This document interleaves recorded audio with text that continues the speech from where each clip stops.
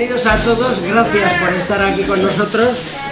Hoy vamos a hacer la presentación de un libro que seguramente será muy interesante y voy a empezar por el final con algo que dice en la introducción Koldo.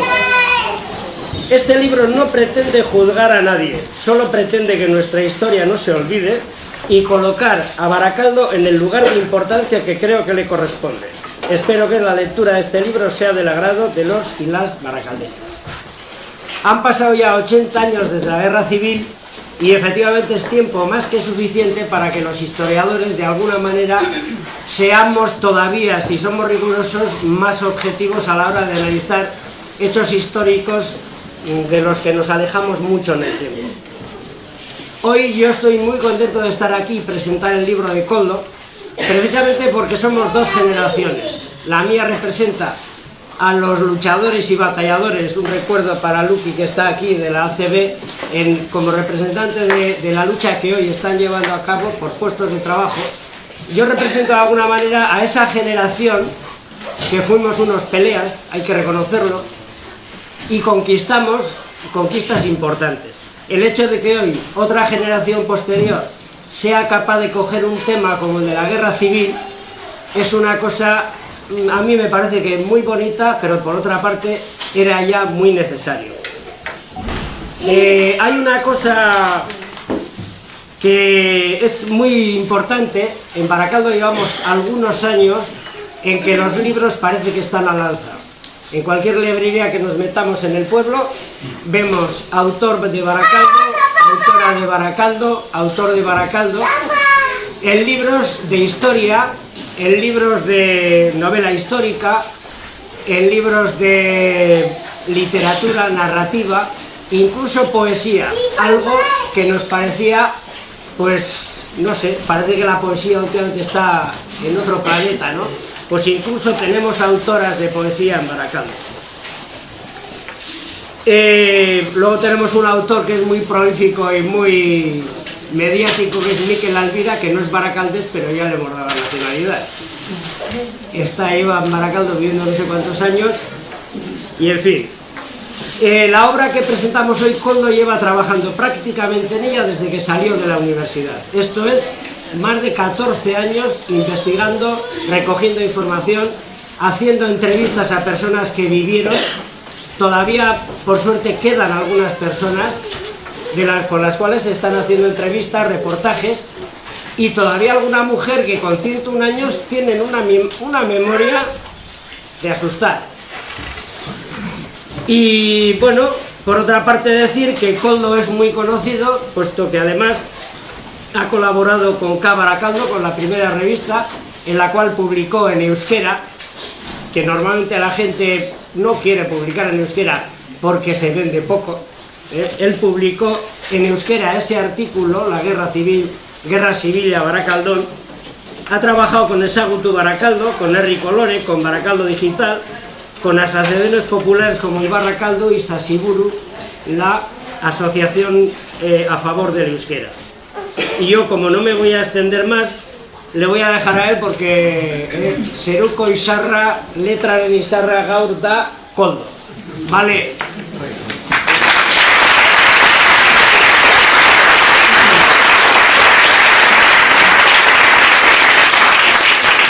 Bueno, lehenengo eta behin, eskerrik asko etortzeagatik, bihotz-bihotzez, pasauta da kultura mailan olako gauza bat ikustea. Quiero daros las gracias de verdad por venir, ver una cosa así en una biblioteca lleno de gente para ver algo de cultura es impresionante en este pueblo. Pero bueno, agradecer a Cheru su amistad, el trato que ha tenido siempre conmigo, el que haya querido participar en este proyecto, el que me haya empujado. Sin él este libro no hubiera existido, ya que cuando yo tenía prácticamente aparcado este proyecto como algo de carrera y que no iba más allá, él me animó y gracias a él pues estamos hoy aquí un poco para intentar recuperar un trocito de nuestra historia de Baracaldo, una historia por otra parte un tanto oscura, olvidada, y ese es un poco el inicio de este proyecto. Quiero empezar matizando, como bien ha dicho Cheru, no pretendo juzgar a nadie con este libro, no pretendo que sea un libro de verdad absoluta. Tendrá fallos, tendrá errores seguramente. Habrá, como bien me ha recordado la hija de la enfermera de guerra, María Gago, su hija Conchi, hay un médico que aparece aquí que yo digo que se quedó en el exilio en Venezuela y realmente volvió a Baracaldo, estuvo de médico de cabecera. He llegado hasta donde he podido. Es un trabajo, como ha dicho Chelu, de 15 años. Empezó en la universidad, empezó en las clases de Mikel Aizpuru y con él empezó un trabajo bastante duro y difícil de llevar a cabo, más que nada porque no existía nada escrito sobre la guerra civil en Baracaldo.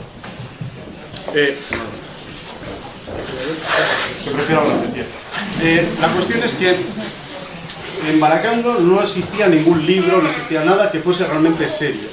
Esa fue la razón por la cual decidí hacer mi trabajo en la carrera de la universidad sobre la guerra civil en Baracaldo.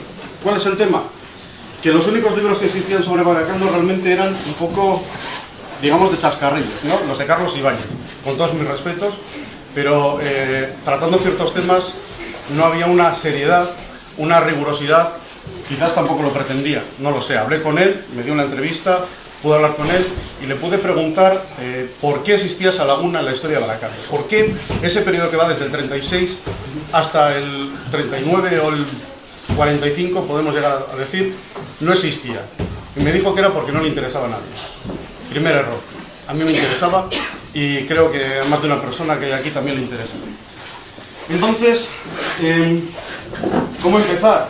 ¿Por qué? ¿Cómo escoger este tema? Os voy a contar un par de historias personales. Cuando era pequeño, supongo que esto sobre todo les pasará a los chicos que estáis aquí presentes, a los hombres, nos gusta la guerra. Parece que es algo divertido, entretenido, ¿no? Jugamos a dispararnos, jugamos a pegar tiros, es algo bonito. Y entonces yo oí en mi casa que el tío de mi aita, que para mí era como un aitite, porque siempre ejerció como tal, siempre he querido como tal, había estado en la guerra y había luchado. Y siendo yo pequeño le pregunté, tendría yo unos 8, 10 años como mucho, le pregunté: oye tío, ¿cómo es la guerra? Cuéntame algo. Yo me esperaba, pues bueno, que me contase batallas fantásticas, algo bonito, no es algo heroico, gané medallas.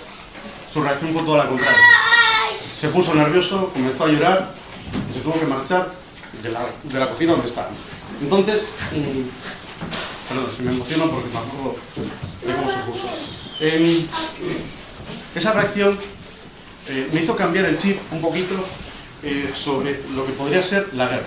Bien, lo primero. La segunda historia que quiero compartir es la de mi mamá.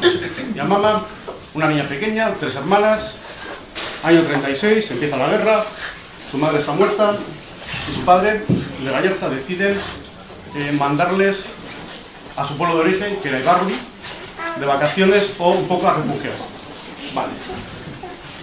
Ocurre que, como ya sabéis, pasa en el año 37, en abril, el bombardeo de Guernica y mi mamá la gobierna. Muchos años después, allá por el 82, cuando muere la mujer, muere de lupus, con la cabeza un poco ya perdida. La única fecha que recordaba, la única fecha que decía una y otra vez, era la del bombardeo de Guernica.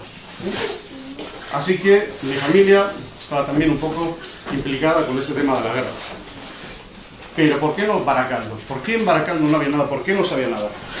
Así que os voy a explicar un poco la metodología que he utilizado. He hecho entrevistas. He intentado, lógicamente, he llegado hasta donde he llegado.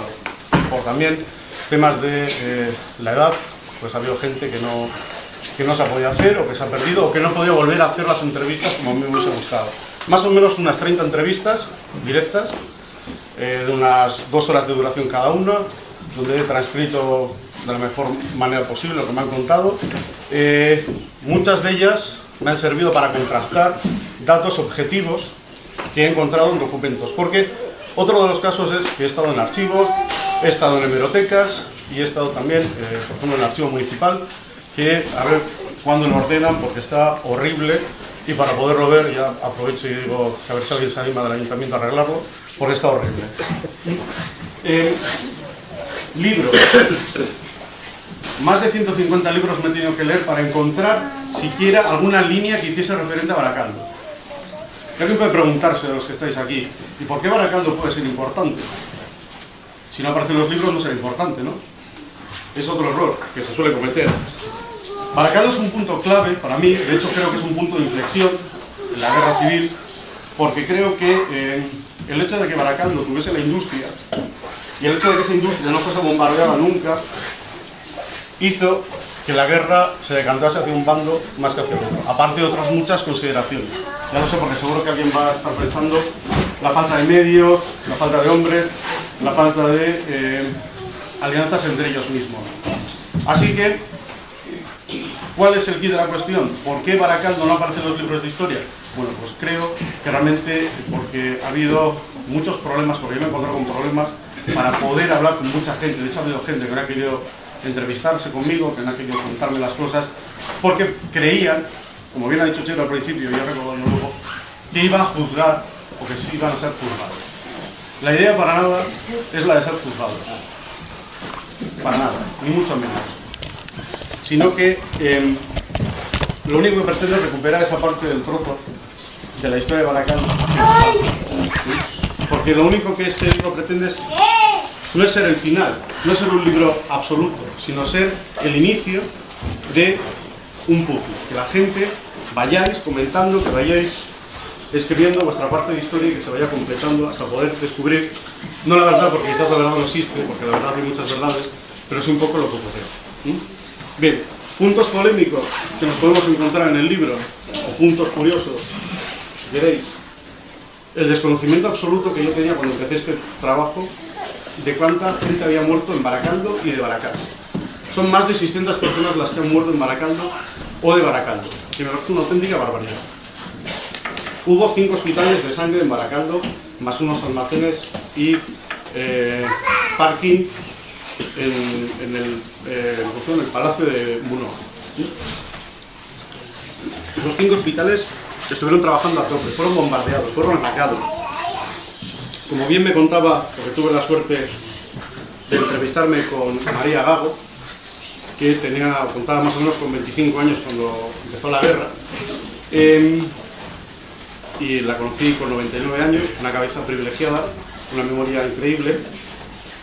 Ella fue atacada durante varias horas por aviones de la región Cóndor, solamente porque era enfermera, por mera diversión, porque no tenían objetivos militares, tenían objetivos civiles. Y eso me llamó la atención. Volvemos otra vez a la industria. ¿Por qué no fue atacada? Sí, alguien, recuerdo que una vez me dijo que sí había sido atacada. Sí, es verdad. Atacaron unos pabellones secundarios que no contaban para nada, realmente, y la producción siguió adelante. Hablando de la producción, ¿por qué Altos Hornos no produjo más durante la guerra? Por aparte de los problemas con el bloqueo marítimo de los franquistas. Pues precisamente porque si miramos las actas, la directiva que estuvo durante la República de Altos Hornos es prácticamente la misma que se quedó con Franco. Es decir, ellos mismos, los propios directivos, estuvieron boicoteando desde dentro que Altos Hornos no produjera más. Ese es uno de los puntos también importantes. Pero bueno, no quiero tampoco demorarme mucho y sí que quiero comentar otro de los puntos que creo que son bastante importantes dentro del libro, que es lo humano. El libro tiene varias partes, está pensado, o yo por lo menos, la idea que tuve a la hora de escribirlo, era que lo pudiese leer cualquier persona de Baracaldo. Ya fuese más docto o menos docto de historia, ya estuviese menos informado o más informado. Hay algún capítulo, ya lo advierto, el capítulo de las elecciones que va del 31 al 36, es muy técnico, no os desaniméis, si compráis el libro y os animéis a leerlo, no os desaniméis cuando lo veáis, son muchos datos, lo podéis pasar si no estáis muy interesados en el tema, porque realmente no es relevante, pero como historiador tenía que meterlo, es decir, me parecía importante que esos datos estuviesen ahí para que alguien los pudiese contrastar, pero si los saltáis no pasa nada, son 20 hojas, y además así aligeráis algo. La idea es que todo el mundo lo podáis leer, lo podáis entender y podáis debatirlo.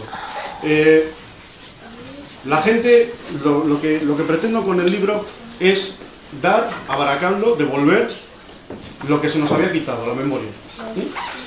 Y que en las casas, cuando vayáis a vuestras casas, miréis el libro, salgan las historias, porque eso es lo bonito, eso es lo que me gusta.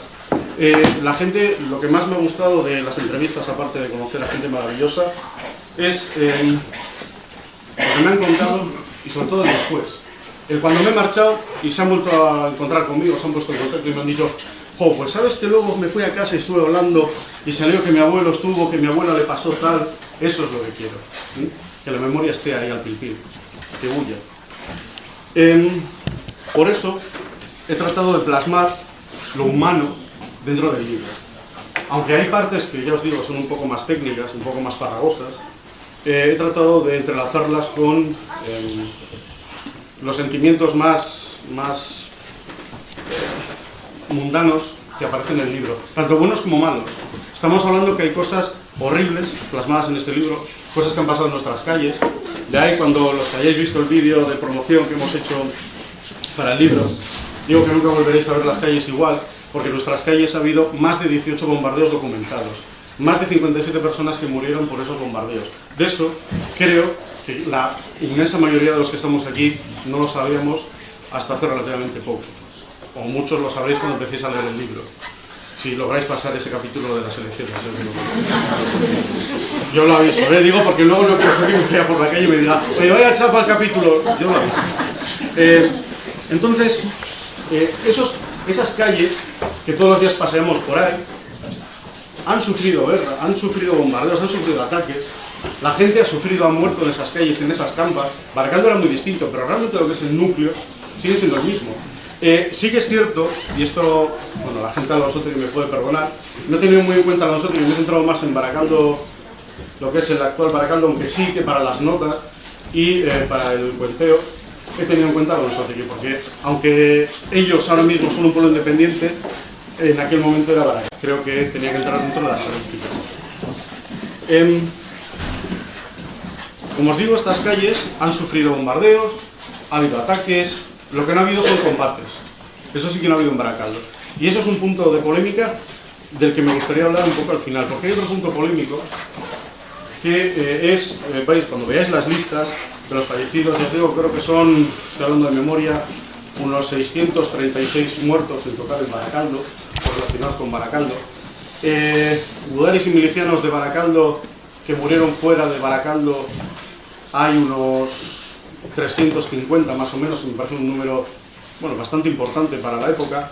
Y gente que murió en Baracaldo creo que son otros tantos, otros 300 más o menos.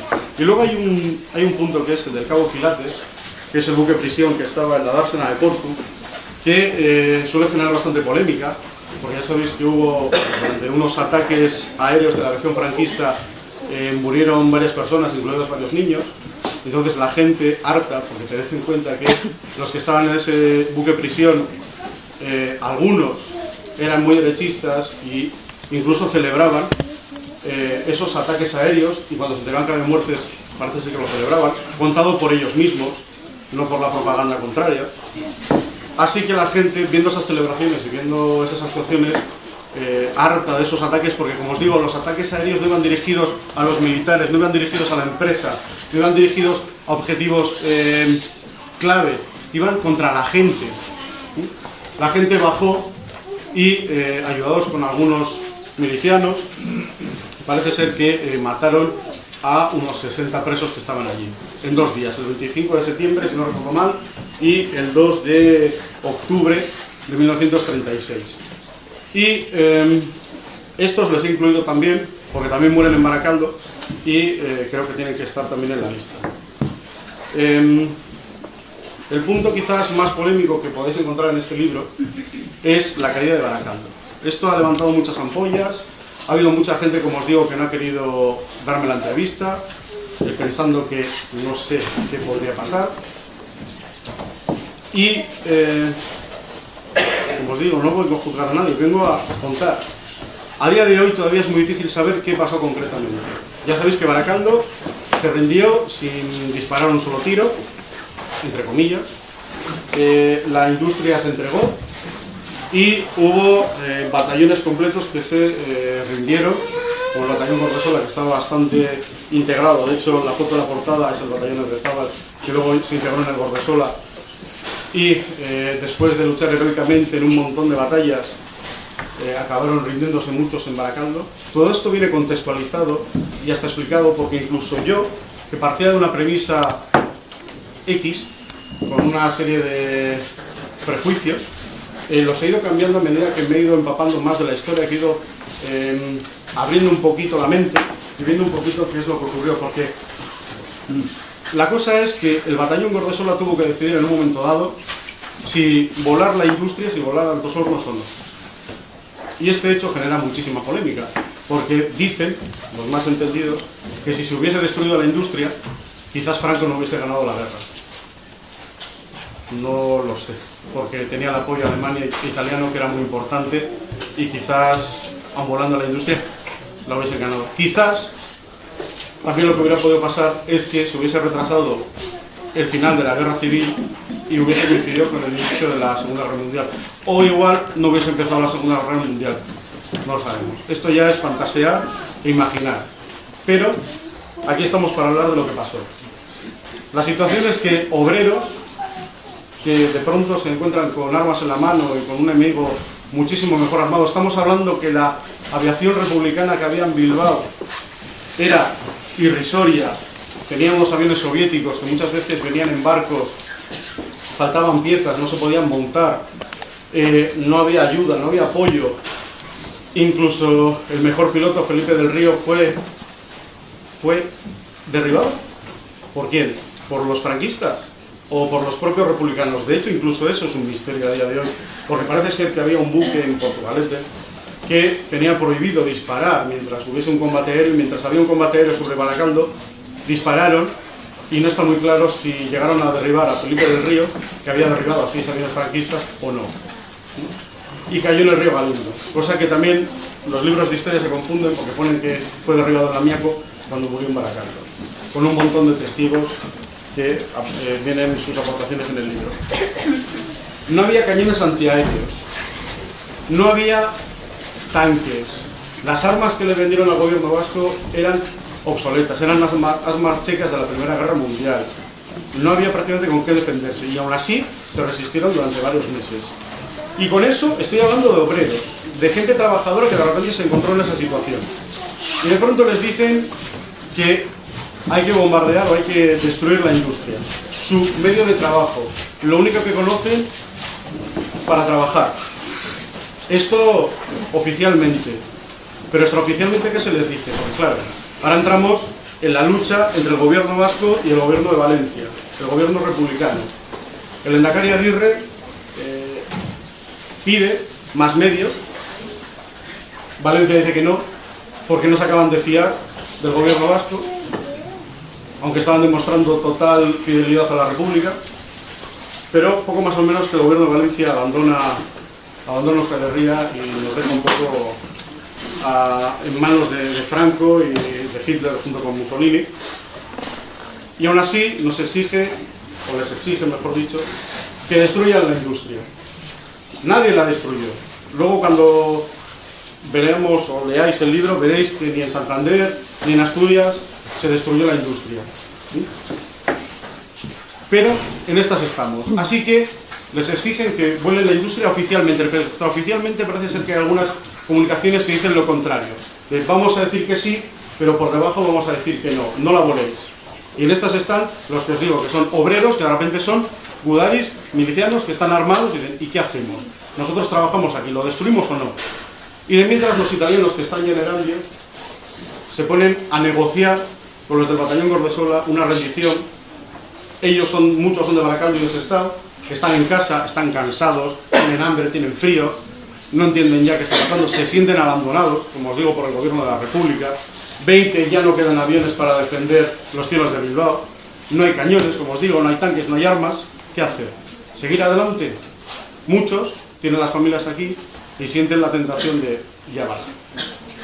Y en esas estamos cuando todo se vuelve oscuro, no sabemos qué ocurre. Unos dicen que fue el mismo batallón los que decidieron a dedo alzado si volar o no la empresa, otros dicen que no, otros dicen que fueron el propio Lehendakari Aguirre y el gobierno vasco los dijeron por debajo que no lo volasen.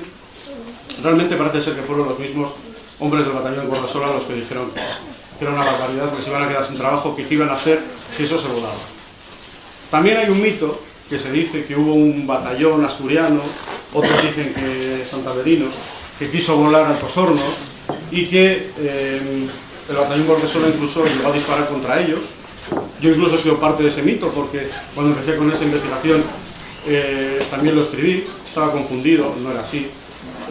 No hubo, parece ser que no hubo ningún tiroteo entre ellos, no hubo ningún batallón oficialmente y que se sepa, no está documentado que hubiese ningún batallón asturiano o cántabro por la zona con ese objetivo. Y finalmente Baracaldo se rinde, quedando a merced de las tropas franquistas. El trato parece ser que era más o menos: si os rendís no os va a pasar nada, pero si seguís luchando vais a morir todos y vamos a destruir Baracaldo, porque Baracaldo estaba ya copado. El gobierno vasco se había marchado, aquí ya no había más tropas y quedan solamente 2 o 3 batallones que eran los que tenían que decidir qué hacer. Así que en esas el batallón se rinde, se entrega a Baracaldo y queda la industria en manos de Franco, que al de poco tiempo ya empieza a trabajar bastante, sobre todo para pagar la deuda que tenía con Hitler, porque Hitler no hacía nada gratis. Y parece ser que sí que estuvo cobrándole a Franco toda la ayuda que le estuvo prestando. Aparte de darle entrenamiento, también le sacó dinero. ¿Qué ocurre cuando cae Franco? Bueno, cuando cae Baracaldo en manos de Franco. Bueno, antes de eso, decir que son casi 1.200 niños los que son evacuados como niños de la guerra, fuera de Baracaldo, y que en el libro tenéis la lista completa con esos 1.178 niños y sus destinos. Solamente faltan los destinos de Inglaterra, porque no he sido capaz de encontrar a nadie. He estado en contacto con Carmen Kilner, que es presidenta de la Asociación de Basket Children de Inglaterra.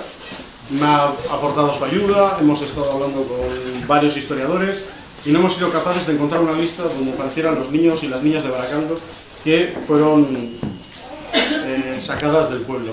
Sí que viene la historia, porque lo que he intentado hacer durante todo el libro es salpicarlo con historias personales. La historia de Raimundo Pérez de Lezama, el portero del Athletic, que era de Baracaldo, que a muchos parece que se les ha olvidado que era de Baracaldo, y cómo tuvo que marcharse y cómo fue en Inglaterra donde comenzó a jugar al fútbol de una manera ya profesional, llegando a debutar con el Arsenal y volviendo a Baracaldo dispuesto a trabajar en Altos Hornos hasta que su padre se enteró que jugaba al fútbol y le llevó a las arenas, al lecho, a jugar y a probar suerte, donde enseguida fue fichado y poco después se convirtió en el portero titular del Athletic durante más de 15 años. Bueno, como os digo, Baracaldo cae y entonces muchísima gente del pueblo se marcha, tiene miedo, huyen, siguen a Santander, allí luego Santander también cae, la gente, muchos siguen a Asturias, otros vuelven. Y de mientras en Baracaldo, ¿qué ocurre? Bueno, pues que muchos ya sabéis de quién hablo, de Llaneza, un señor de León que se queda con el poder, hace un rancho particular de Baracaldo para él solo y comienza a legislarlo regalando muchos años todo el dinero que se sacaba en impuestos a Franco como un donativo, construyendo, poniendo leyes un tanto absurdas y sobre todo reprimiendo al pueblo. Hay más de 330 detenidos solo en Baracaldo. Seguramente son muchos más. Yo os digo que esto está incompleto, aquí falta gente, aquí faltan nombres. Vais a ver, la gente cuando miréis las listas seguramente diréis: falta mi abuelo, falta mi padre, falta tal. Es que no está documentado. Una de las cosas que más, y esto no sé si es adecuado o no la palabra, pero feliz me ha hecho, es el poder hacer justicia a cierta gente que murió en la guerra, dando su vida por la libertad, y que nadie lo sabe. Que sus familias han ido olvidando, se han hecho muy mayores, no han perdido la fuerza para seguir peleando y han caído sus nombres en el olvido. Y este libro les rescata. ¿Sí?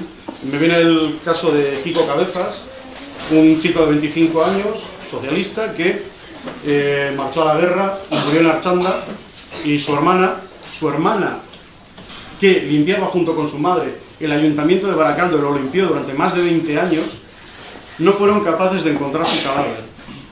Estará en alguna fosa común, en el cementerio de Derio, pero no aparece en ninguna lista, porque le dijeron a la madre directamente en el ayuntamiento, una persona que trabajaba diario con ellos y que la conocían y que la tenían más o menos confianza y aprecio, que mejor se callara porque si no podía llegar a tener problemas. Por cierto, la casualidad es que la que me lo contó era una vecina, Teresa Cabezas, que ya falleció, que mientras me tocó ser administrador de mi casa y pasando los recibos, esta cosa ya antigua que se hacía antes, me empezó a hablar de la guerra y que le pregunté, hablé con sus hijos, le dieron permiso, porque siempre suelo pedir permiso cuando son muy mayores a la familia para ver si les parece bien que les haga una entrevista y si quieren estar presentes por si acaso, y me dio una entrevista estupenda, maravillosa, de más de 2 horas, donde salió el nombre de su marido, Eloy, que resulta que, casualidades de la vida, había estudiado con mi tita en clase. O sea, el mundo es un pañuelo. Mi tita es de Ortuella, bueno, era de Ortuella, su marido también, y los dos habían estudiado juntos. Es decir, me he ido encontrando hasta incluso vínculos familiares en este libro. Para terminar, vais a encontrar que aparecen historias quizás que no son de Baracaldo, salteadas, salpicadas. Lo que he intentado es rellenar los huecos donde no he encontrado historias de Baracaldo, donde me parecía apropiado darle un toque más humano y, sobre todo, hacer un poco de justicia también, porque bueno, son historias familiares mías, en muchos casos. Me parecía que venía a cuento el meterlas y el que estuvieran aquí. Bueno, lo único, ya termino. Os dejo ya tranquilos. Ya hace un calor. Y me están dando miedo los que están arriba, no se vaya a caer el palomar. Lo único que quiero deciros es que cuando leáis el libro, seáis un poco magnánimos conmigo. Es mi primer libro. Es muy difícil escribir. Pensaba que era un poco más fácil, pero he descubierto que es muy difícil. Más que difícil. Es prácticamente imposible. Que los errores que pueda haber o las lagunas que están para que las rellenéis. Como os digo, no pretendo crear cátedra con este libro. Es un primer paso.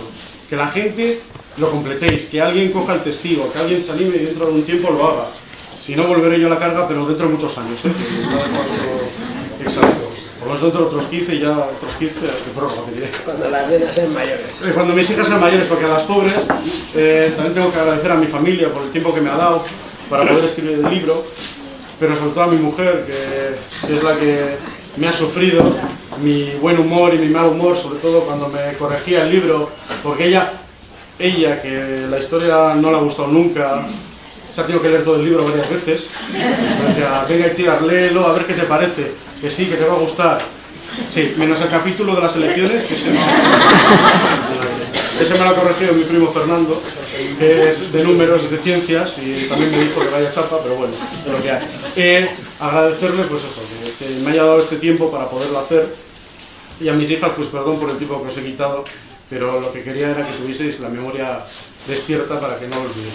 Y con esto, que disfrutéis el libro, menos ese capítulo, que lo paséis bien leyéndolo, que recuperéis la memoria, que habléis con vuestros mayores antes de que no estén, que aprovechéis el tiempo y nada, esperemos que no vuelva a pasar algo así. Ahora, lo que sí me gustaría es invitaros, vamos a dar un pequeño lunch en la sala de abajo. Hay una...